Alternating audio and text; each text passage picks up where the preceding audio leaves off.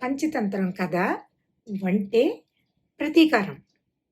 ఇతరులకు ఏదైనా చెడు చేస్తే అది తిరిగి వస్తుందంట. ఎలా? మనమేమి నమ్మం కదా!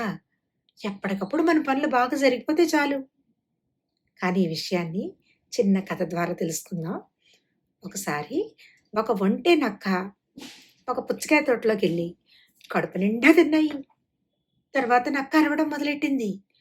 ఒంటె భయపడి అరవకు, రైతు వస్తాడు అని చెప్పింది. కానీ నక్క వెళ్ళలేదు.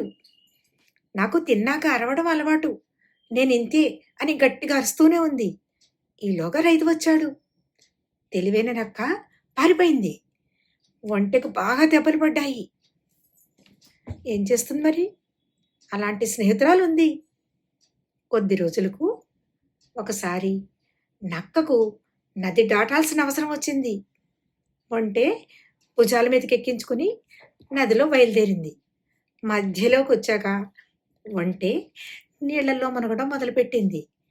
నక్క భయపడిపోయి, నువ్వు ఇలా చేస్తే నేను మునిగిపోతాను, ఇదేం పని అని అడిగింది. నీళ్లలో మునగడం నాకిష్టం, నా ఆరోగ్యానికి చాలా మంచిది, నేను ఇలాగే చేస్తాను అని ఒక్కసారి మధ్యలో మునిగింది. నక్క నదిలో పడిపోయింది. నెమ్మదిగా దేవుడా అనుకుంటూ జాగ్రత్తగా ఒడ్డుకు చేరుకుంది. తర్వాత తను చేసిన తప్పుకు ఇదా ఫలితమని బాధపడింది. చూసారా, ఎదుటోళ్ళకి ఏం చేస్తే అదే తిరిగి వస్తుంది. అందుచేత మనం మంచిగానే ఉండాలి.